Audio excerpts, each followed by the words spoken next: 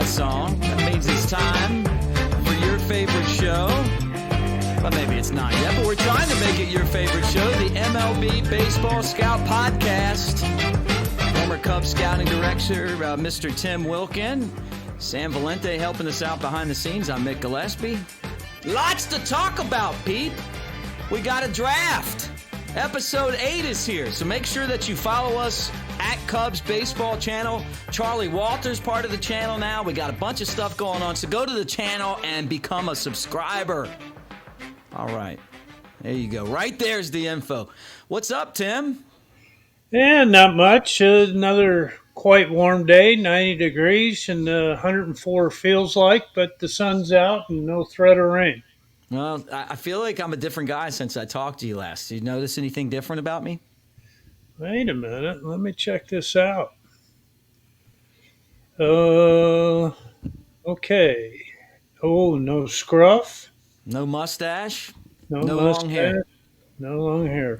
You're holding it down for both of us now. I've got to MC an event for the Appy League MLB. Darryl Strawberry, the keynote speaker of the Appy League All-Star Game, coming up on Tuesday in Kingsport, Tennessee, where he started his career, right? So I thought, if I'm going to do that, as the vice president of broadcasting and baseball media for Boyd Sports, I thought, well, I probably shouldn't look like Morgan Wallen when I show up to do the show. But what's been funny is like watching people's Twitter and that look that Morgan Wallen's taking around the country. I saw Jody Davis, saw him at Wrigley. I saw that Rick Sutcliffe saw him somewhere down in San Diego. So, Morgan Wallen can hold it down. And I see you still got the longer hair, which I appreciate. So, well, I've been contemplating getting a trim or a cut sometime here soon, so we'll see what happens. No, you got to keep it. All right, well, let's get into this, man. Since we talked last, the MLB draft, as the scouting director, you know all about these, going through, making your picks, and we're going to talk about the Cubs draft and kind of go through it. It's only 20 rounds. It's not like it used to be. But it's 20 rounds. You know the scouts involved in this, some of the guys, and the first pick is a former Terp. I spent some time as a Terp, so it was really cool to see Matt Shaw selected by the Cubs, their first-round pick, 13th overall. Shortstop with some pop. Good position to take a guy because you can do a lot with shortstops. No doubt, and a lot of people subscribe to the theory of the middle part of the park and how much it can do for you. And you can only play one shortstop at a time, as you know. But a lot of those guys kind of fan out to other positions, and I've always thought it was if it works and it fits and the guy is up at the top of your list, it's always good to get the middle of the field player. Jaxon Wiggins was their second-round pick, a pitcher out of Arkansas, a right-hander. Josh Rivera, a shortstop out of Florida, so they took another shortstop with their third pick, and he had an excellent year for the Gators, who came in second to to LSU for the SEC championship.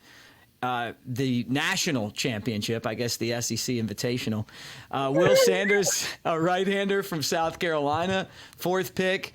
And then Michael Carrico, a catcher out of Davidson, with their fifth pick. So 2 pitchers, 2 shortstops, and a catcher with their first 5 picks. And they've done a good job. I think they've signed most of these guys of the 20. Yeah, I think I saw where they at least have 12 signed, and more than that now. Yeah, pretty balanced draft. They had, I think they took a total of 6 infielders, 9 pitchers, and it's pretty well balanced as far as players versus pitchers. Yeah, talk about your feelings of this draft, guys that you know that were involved in it, and your overall thoughts of what the Cubs were able to do on draft day. Well, first of all, I want to throw out there a congratulations to Billy Swoope, who lives in the Norfolk, Virginia area. And Billy has been a scout for the Chicago Cubs for 31 years. And during that time period, Billy had signed 25 major leaguers, 21 of them via the draft and 4 after the draft. And in 31 years, he had never had a first-round pick until he got Matt Shaw in this draft. So I thought that was really neat for him. Like I said, he had 7 players he had in this draft, so he roughly had 35% of the Cubs draft this year. And it was, we always used to say in the draft room, this is the scouts' Christmas day. And boy, did Billy have a hang of a Christmas this past draft. And Billy had signed guys that you're probably familiar with. Sean Marshall out of Virginia, VCU. Big Smooth. Yeah. Brendan Harris, who did most of his work with Minnesota and Tampa. I guess 1 year he hit 286 with 12 homers and 59 RBIs, played parts of 8 years. Brandon Geyer, who was played in the major leagues for parts of 7 years, mostly with the Rays and the Indians, and had a pretty good World Series with some big hits in 2016 for the Indians. The one undrafted guy that he got, and I don't know if you're real familiar with him, his name's Clay Rapata, and he's out of the... Yeah, I remember him. He was out of the MEAC conference from Virginia State, and he had 1 year with the Yankees. I believe it was in 2012, where he pitched in 70 games and his ERA was 2.82. So, and then Justin Bohr, who played for the Florida Marlins out of George Mason, and had a really good year in 2017, where he hit 25 homers and 89 RBIs and hit 289. But being in the game for 30 years prior and never really sniffing a number one or coming close to it, and he finally gets his first rounder. So just wanted to pay tribute to Billy, and he's been with the Cubs for 31 years, like I mentioned, and he just loved it. And in this particular draft, I gave him a call the other day to congratulate him, and he couldn't stop talking about the 11th rounder opposed to 4 or 5 guys before that, including Shaw. And it's a high school kid named Zaire Hope out of Colonial Forge, Virginia. And he was just ecstatic, as you can imagine, getting 7 players out of the 20 drafts. So hopefully some of those guys turn out to be big leaguers one day, and congratulations to Billy. Look, I didn't know much about Billy, but you and I kind of doing our pre-show talk about it. I said, well, he's got to have some kind of connection to Old Dominion, because the Cubs just always seem to have someone from Old Dominion. Every draft I look in there, and then, you're talking about P.J. Higgins, who just got traded back to the Cubs, who came up through the system, right? And a big league catcher, kind of a not as much a catcher as a utility guy, but can catch and can hit. So it's good to see him. And Jared Young, who has been to the big leagues this season, and Connor Myers, who's not playing baseball anymore, but was a really fun outfielder to watch. And you were like, yeah, it's like right in his backyard. So I figured that, that had to be there had to be a connection there. Yeah, I had the pleasure of working with Billy from 2006 to 2015, and just a big energy guy and a good baseball man. I'll tell you a quick little story. Billy played outfield in the Dodgers system back in the day. Did he play with Tom Byers by any chance? He possibly did. Tom's here, by the way. Oh, he is? Oh, he's coaching. Okay. Yeah, I saw him yesterday. Oh, good for Tom. Tell him I said hello. I will. And the story is about Billy Swoope, was, like I said, was an outfielder, and they wanted to convert him to catcher. Well, he had a teammate that was a catcher, and they wanted to convert him to a pitcher. So that players that became the pitcher, it was his first game as a pitcher. It was Billy Swoope's first game as a catcher, and it was Dave Stewart. And I'm at a ball game in North Carolina, and Dave Stewart gives me a holler, and I'm on the phone, and Swoope was talking to me, and I said, "Hold on, Swoope, I'll get right to you." And Dave Stewart says, "Is that Billy Swoope?" He says, "Give him the damn phone. I want to talk to him." So a little bit of Dodger trivia when Dave Stewart started with the Dodgers, and Swoope was in the organization as well. This year's Old Dominion pick was Sam Armstrong, a right-handed pitcher, in the 13th round. Yeah, he's got a lock on that Norfolk area. So. Old Dominion, pretty good baseball program. So two of the three guys already to the big leagues, which is pretty good. And Jared Young's had a very decent year in the minor leagues, and then got a chance to go to the major leagues. So overall thoughts of the Cubs draft and then the draft in general this year? Well, it looks to me overall, pitching-wise, that it wasn't a real great year, and you were seeing clubs drafting pitchers in the second and the third round that had limited amount of time on the mound because of arm problems and blah, blah, blah.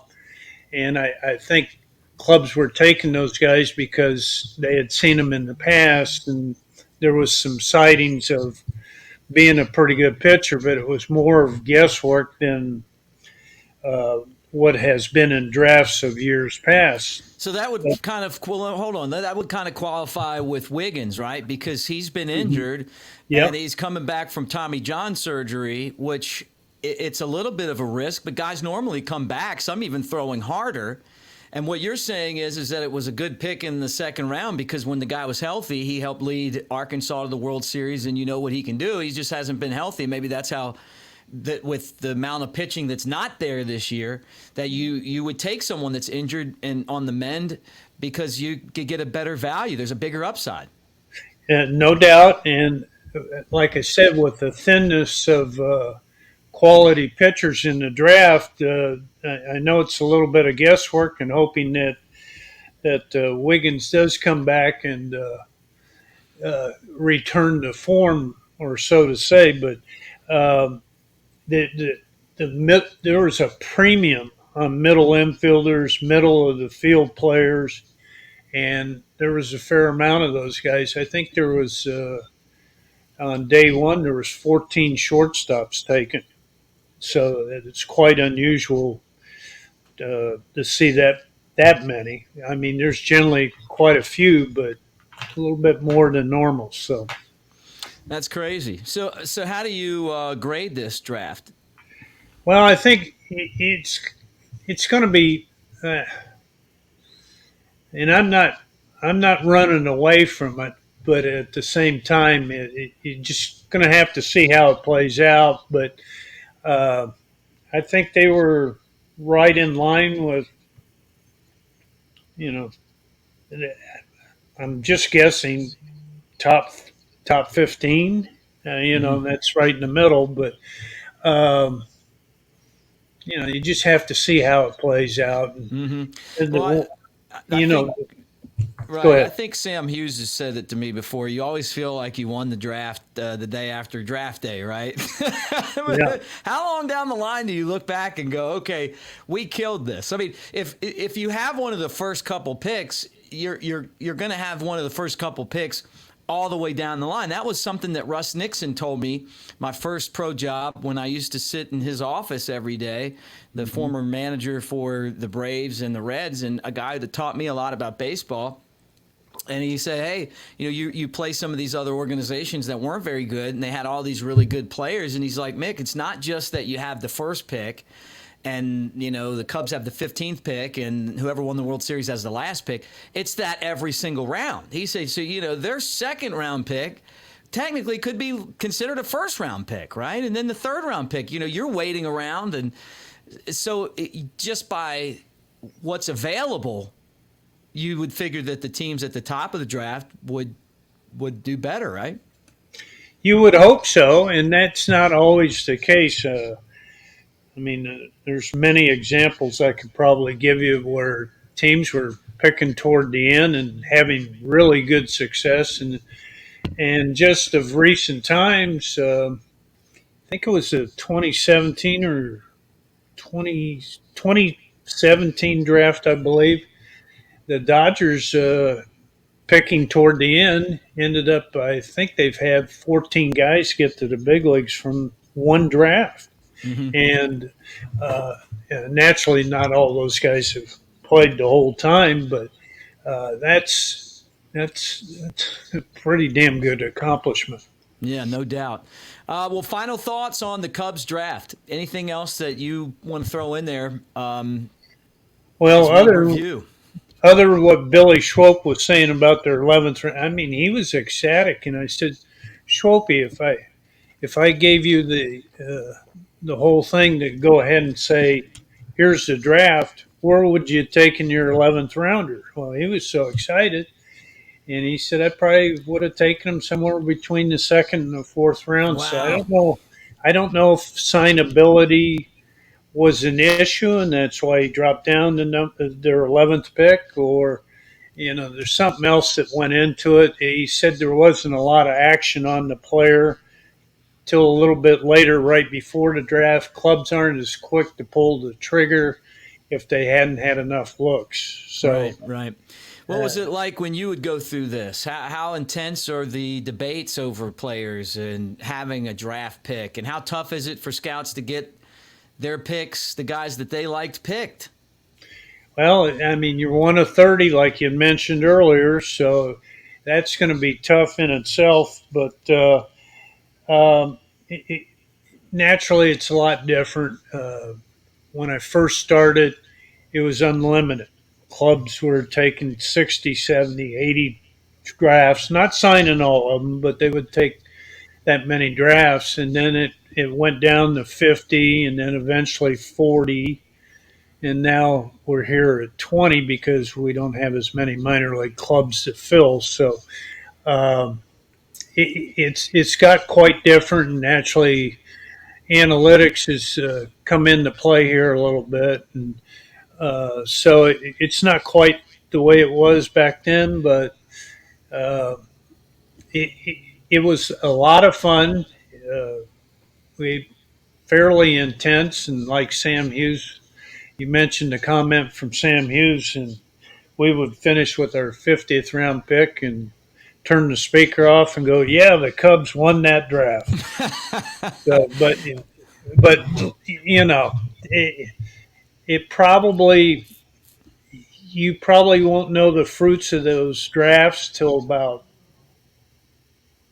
your fifth year. You start saying, "Oh, okay, this looks pretty good," or I don't think we did as good as I thought we were going to do. But you did bring up a good point about the clubs that are picking higher should have the better of the drafts, but that's not always the case. And just like I told you with the Dodgers, clubs toward the end can have pretty good drafts as well. Right, and things have changed a lot too. You used to be able to spend as much money as you wanted to in the draft. Now that it's slotted, they've made it to where you really have to be careful with your draft picks because you're only allotted a certain amount of money. So that matters too, right? And yeah, the first guy that got picked, overall, Paul Skeens, he didn't even get $10 million. Think about that. Wow. Really, you know what I'm saying? He's the number one overall pick, and they're saying he's like the next Strasburg, and he can't miss. But back in the day, I mean, you could have, maybe somebody could have drafted him and paid him a lot of money. And some of those guys that played other sports, you might buy. Jeff Samardzija, one of those dudes, right? Mm-hmm. Those days are over now.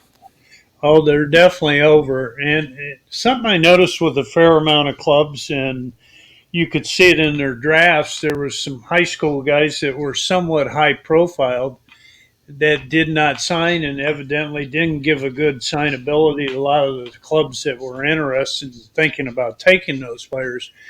But all of a sudden you start seeing some high school guys get drafted between the 15th and 20th rounds, and guys that were some of those higher profile high school players. And they, I think they took those players as a safety net in case they couldn't sign some of their higher picks, and then maybe they redirect that money to those high school players. One other, yeah. Go ahead.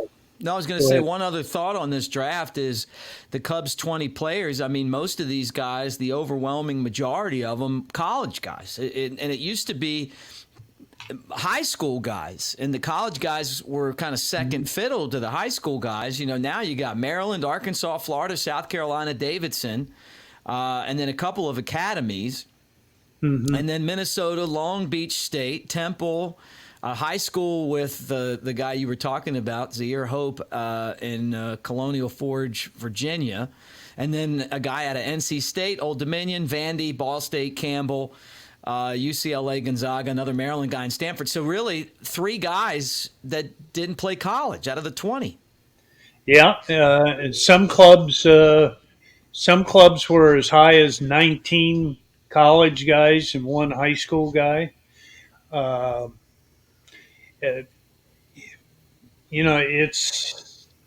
It's really interesting to see how it played out. I think the Milwaukee Brewers were the only ones that they took 10 high school players and 9 college players, and the Detroit Tigers took 9 high school players. So they were the 2 top high school drafting teams.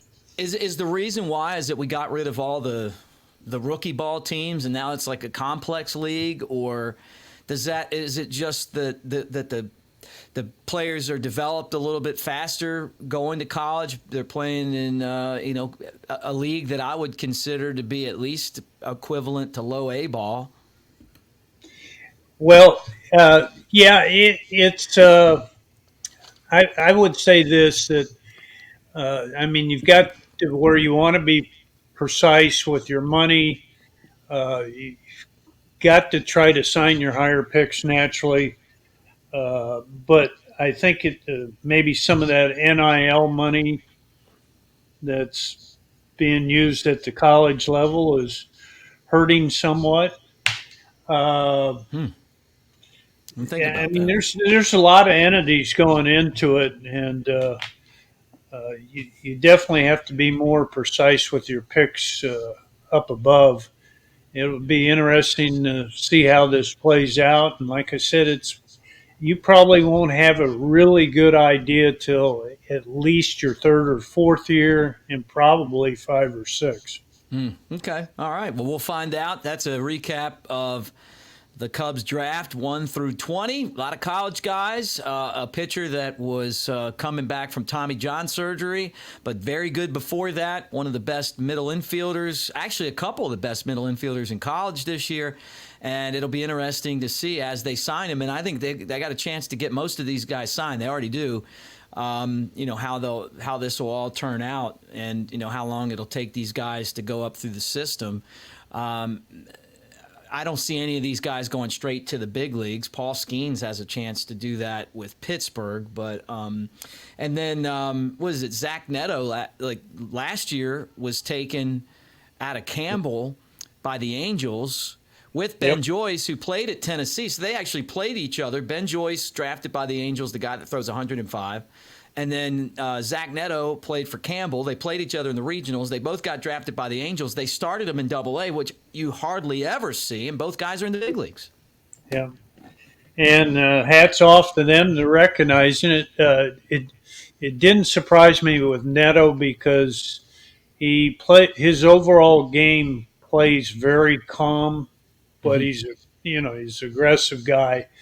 Uh, but he presents it, or his body actions, you can see in the game that he's a really good baseball player. And it doesn't surprise me how well he's competed at the major league level if he can keep healthy. And Joyce has quite the arm. I got to see him against the University of Florida last year come in relief, and explosive arm. I was kind of surprised he didn't go a little bit before that. So yeah. Well, the last question on the draft is, the Cubs, they take, 2 shortstops in their first 4 picks. But they just signed the shortstop, Dansby Swanson, to a 7-year contract. When you're the scouting director, how does that play? If you go out and you make a big signing like that, the guy that's supposed to be there forever, would you draft guys in that exact same position? Or, I don't want to seem dumb here, or is it because they play shortstop, they could learn how to play left field, they could play second base, they could play third, so you really don't care as much about the position? If Dansby Swanson locks that thing down forever, there'll be a spot for him. I think it's more the latter. And there was a situation over at Toronto when I was there where we roughly had 10 or 12 shortstops in about a 2-year period, not only from the draft, but from Latin America and other places. And we just figured they're going to find another place to play in the diamond. And because of their baseball abilities, one particular year we had Casey Blake, and I got yelled at by one of our scouts who signed Casey Blake. He went to Wichita State, and they played on AstroTurf, and naturally Toronto played on AstroTurf. And almost right away they moved him to third base, and the scout yells at me. He says, "You saw him play on AstroTurf. He can play. He can play that turf." And I was going, "Mark, we got like 10 shortstops. You can only put one out there at a time. You should consider it a blessing that you put them over at third." So Right. yeah.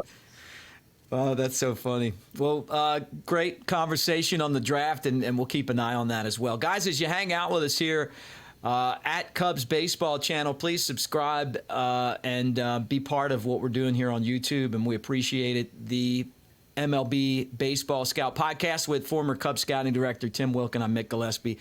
But believe it or not, I'm trying to tell Sam this right now behind the scenes. This is episode 8. I can't even believe it, but glad to have all you guys with us as we talk about baseball topics. All right, Tim, I'm going to do something as we transition here, and I'm going to show you something that I have in the booth that I think you're going to like. So as I scoot back, Surprise me. grab this thing. And you might realize that this is something that looks familiar to you. Now look at this. Oh, yeah. Look very closely. What is that? That looks like a World Series trophy. It is. Toronto Blue Jays. It is a World Series trophy that you were a part of. This is the year that the Phillies lost to your Blue Jays. George Bell with the walk-off home run. And I've got a miniature version of the trophy right here. Can I correct you a quick second? Yeah, it was 93. Joe Carter. What's that? Joe Carter, not Jorge Bell. Joe Carter. Oh, Joe Carter. I'm sorry. Yeah, you're right. That's all right. Correcting me. You got to correct me on those. I'm just. You're pretty. But look at this. Do you remember these things? Oh yeah. Did you get one of these? I'm sure it's around here somewhere. So you do have one. We got rings and everything. Yeah, these are cool. The Smokies were the affiliate of the Blue Jays back then, and this is one of the gifts that the Blue Jays gave the Smokies. Was this trophy? It's a replica of the and it's heavy. It's a replica trophy of the actual World Series championship. It's so cool. When the Cubs won, they didn't give us one of these, but the Blue Jays did back in the day before I was here. Let's talk about Cito Gaston. I remember Cito, the manager. You had some postseason thoughts that you wanted to share from Cito, the guy who orchestrated not one but 2 straight World Series for Toronto. Yes. I got the pleasure of meeting Cito. I guess it was back in '83 when he joined the Blue Jays staff. I want to say '83, and he was a part of Bobby Cox's staff, and that's when he came over to the Blue Jays. Um, he was the hitting guy there with the Blue Jays for almost 7, 8 years, and then he took over for Jimmy Williams, I believe, in I want to say '88, and naturally, he, we won those two World Series trophies in '92 and '93, and we're only 60 games away from playoff baseball now, Yeah, it's crazy. and those 100 games have went fast. And but so I was sitting with Cito one year, and it was probably he was kind of lamenting about in 1991 we won our division and we played against the Minnesota Twins, and we had picked up a knuckleballer named Tom Candiotti who had become our kind of our number one starter. And Cito kind of said to me a few years after that, he said, I learned a valuable lesson about playoff and World Series baseball, that finesse guys have a little bit harder problems during the playoffs and then the World Series. He said because the umpires, he thought, that they were being watched a lot more, and those strikes that you swear sometimes that umpires give pitchers were balls. Really? And yeah, and he thought finesse pitchers took the brunt of it because uh, you weren't getting those strikes thrown to you. And so conversely, I kind of looked it up after he told me that, and I was very very curious. And so I went to the Atlanta Braves during their heyday, and naturally the big three: Glavine, Maddox, and Schmaltz. And we all know, all Hall of Famers, and justifiably so. And Maddox has done amazing things as a pitcher, but between Glavine and Maddox in the playoffs and the World Series, they were 25 and 30, and that might surprise a lot of people.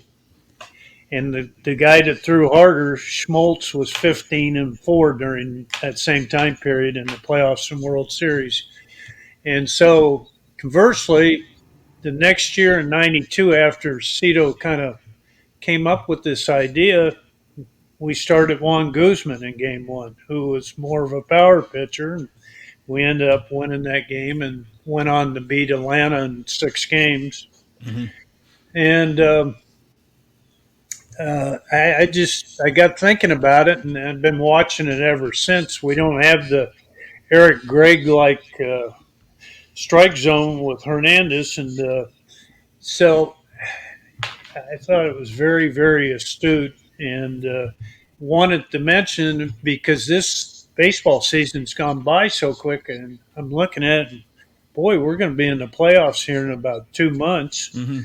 and that was kind of Cito's thoughts, and I thought there were some real good thoughts there, and Well, look, I've heard the same thing, and I can't remember who I was talking to about this, but it was an executive with the Cubs, because I remember having the conversation at spring training one year, and they felt like that was true, but it was because those guys allow the ball in play. They're pitch to contact guys, yeah. and that when you take the strikeouts away, there's more of a chance if you put the ball in play that something bad could happen. Like instead of maybe grounding out, it doesn't always play out that way. I mean, look at what Kyle Hendricks has done in the playoffs. But you're right. I mean, I think that's one of the reasons why baseball wants these guys with the strikeouts over the contact, the pitch to contact guys. And I mean, I see it every day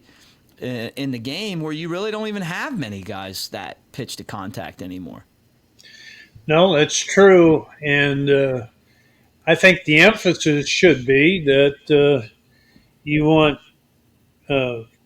guys that can strike out guys, but yet don't walk too many guys. Right. It's either one or the other that you're going to get. And I'm going to take the guy that doesn't walk as many to go along with the power. Yeah. So it was so the Blue Jays beat. I know they beat the Phillies. I remember that one. So they beat Atlanta in the other World Series. Who was in the '92? Okay, so they beat it. Okay, so wow, that's right. Going back that far, yeah. Pat Borders was World Series MVP in '92. Yeah, and it must have been a little nice beating Bobby Cox after he walked away from that team that almost got to the World Series in '85, right? I mean, that I'm sure there was some people that would have liked to have beaten him, who's a Hall of Famer now.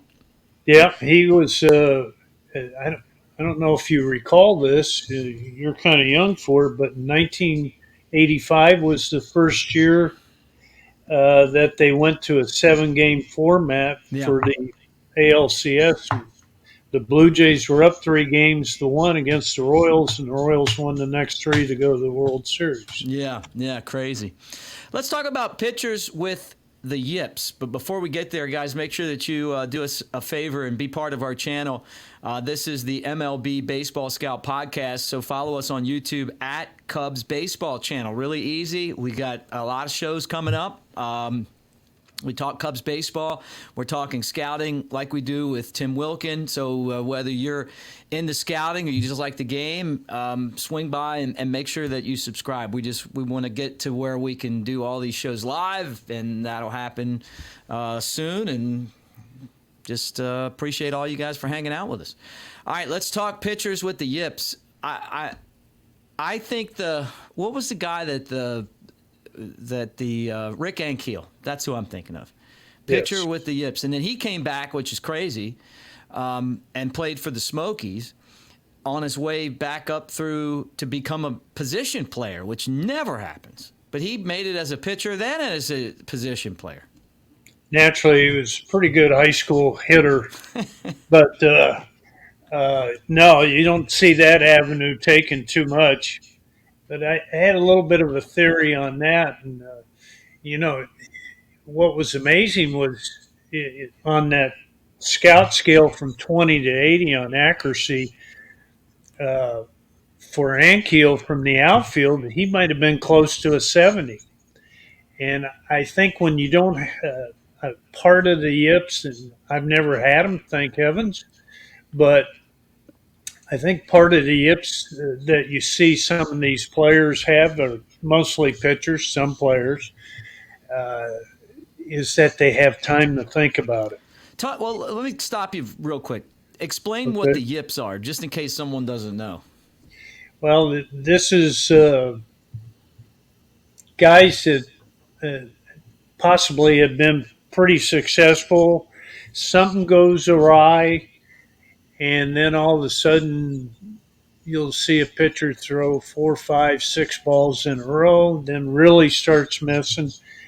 And that's the only way I can describe the yips. Would John Lester not being able to throw to first base be considered a yip?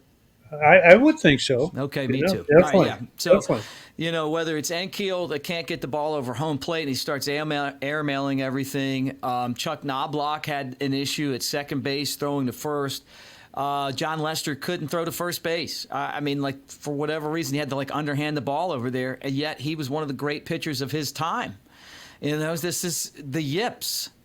Yeah, well, you had the World Series hero in 1971 for the Pirates, Steve Blass, who won 3 games, and that's when baseball people start talking about the yips. Steve Blass's name invariably comes up. He was an announcer for the Pirates after his career was over. And according to some people that I've talked to about it, it possibly stems from something that was traumatic in some of those people's lives, and it just kind of comes back. You've seen catchers, Giovanni Soto, thrown back to the pitcher, was having problems. He was airmailing it, Wow. just every other pitch. So he started throwing, uh, stepping with his right foot instead of his left foot. It looked kind of awkward, but it got the ball to the pitcher, and he didn't Yeah. have to work. But I can remember a situation with Toronto, and Pat Gillick had called me up, and he says, "Timmer, we got a chance to make a trade here with the Dodgers. It was going to be a kind of a minor league trade, but guys of prospects that you thought could have got to those big league clubs quicker." So he says, "I've been reading your reports about Juan Guzman pitching at Vero Beach in the Florida State League." And he says, "We got a chance to get him in a deal, but it involves a guy that you had signed." And it was a guy named Mike Sharperson, who played in the big leagues about 7, 8 years and made an all-star team. And he says, "We're going to have to trade your guy." And I said, "Well, whatever we can do, and if it helps us organization-wise, then we need to do it." So we made the trade, and Juan's first year, he's pitching for Knoxville. And we're in Orlando at the Tinker Field there in Orlando. And I'm watching a game, and all of a sudden, Juan Guzman throws about 4 straight pitches off the net in the back, about 30 feet high. He had a kind of a real rough year that year. And I don't know if anyone called it the yips at the time, but his walk rate was always he kind of walked on that tightrope. And then all of a sudden, the following year, I'm looking at him pitch that night, and I'm going, "Oh gosh!" And we traded Mike Sharperson for this guy, and somehow he got it back. The following year, he started throwing more strikes, and he was in the big leagues in about 2 years. But you could kind of see it seeping in there once in a while, but it never really came back with him. And I was just wondering out loud, how many of those guys that got the yips actually came back from it pitching wise? You had Mark Wohlers, who had some well-noted problems. He tried to come back.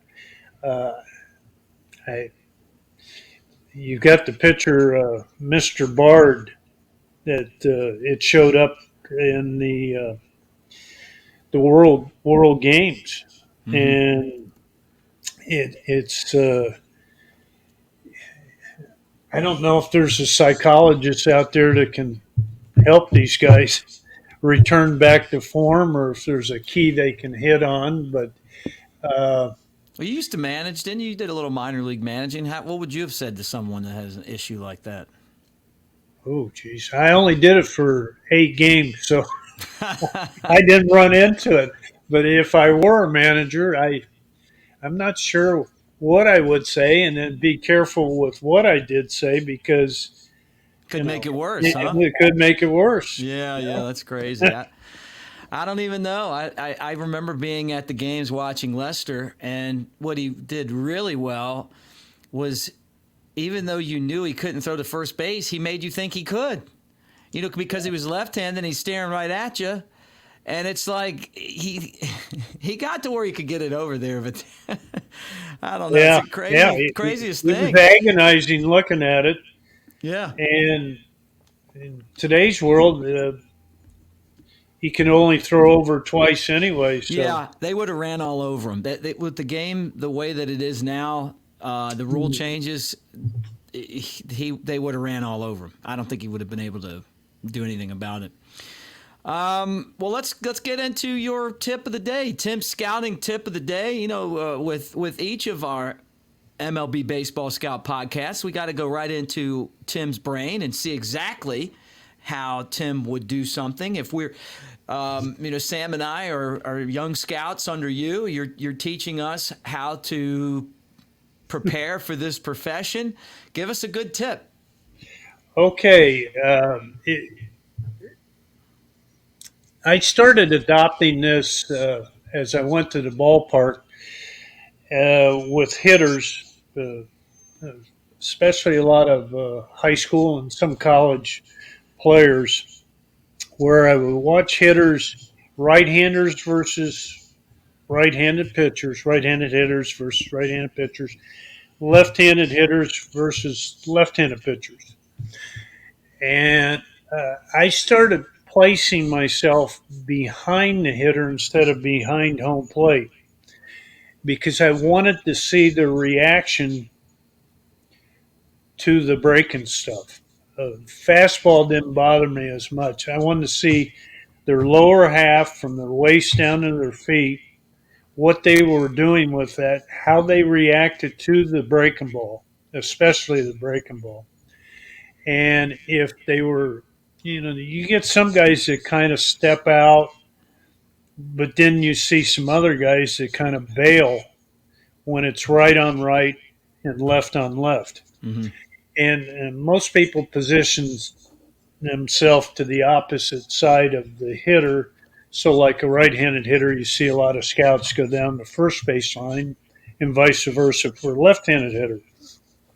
But I just wanted to see how that body and those hands reacted to off-speed breaking stuff.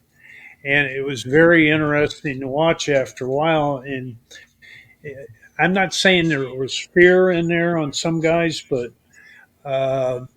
you could see, I thought, better pitch recognition from that right on right or that left on left. But I would say try that out. And instead of doing the standard behind home plate and watching them hit or down one line or the other, just position yourself right behind the hitter and see how he handles that breaking stuff, because it's very important. A lot of guys, as you've heard, he can hit the fastball, but, had to go home because of the breaking stuff. Yeah, I've heard that many times. One time, Mariano Duncan was our hitting coach, who I always liked. Mariano Duncan played on a lot of winning teams in the big leagues and was fun to talk baseball with. One time he asked me, who likes to hit the breaking ball? And then he said, the answer is no one. Of the guys that you scouted, who like to hit the breaking ball? Well, there's been some pretty good, but I found a comp to Mariano Duncan, I tell you, who's kind of similar in their playing careers and similar style players with Segura. Oh, yeah. And, I think those guys look like a comp. Mariano, okay. I enjoyed my times with Mariano. Yeah, me too. All right, Tim, look, that wraps up episode 8 of the MLB Baseball Scout Podcast. Anything else that you want to say before we get out of here? No, I'll let you do that. I'm all talked out, but I want to say hello to Sam, and good to have him on the show. Yeah, Sam Valente, a.k.a. Elvis. His middle name is Elvis. Did you like Elvis? Were you an Elvis guy? My wife loves Elvis. I lived up north, so I didn't get to see Elvis much, and it was all black and white then, so I didn't get the hips thing going. But favorite Elvis song? Oh gosh, you got me stumped on that one. I'm pretty good at songs. The answer is Wonder of You, but I would have taken Viva Las Vegas. Yeah, I remember that one. Yeah. Suspicious Minds. You could have gone Suspicious Minds. Yeah. All right. Okay, For Tim Wilken and Sam Valente, I'm Mick Gillispie. Thanks for hanging out with us, guys. Make sure that you follow us at Cubs Baseball Channel, and we will take this and we will talk to you guys again real soon.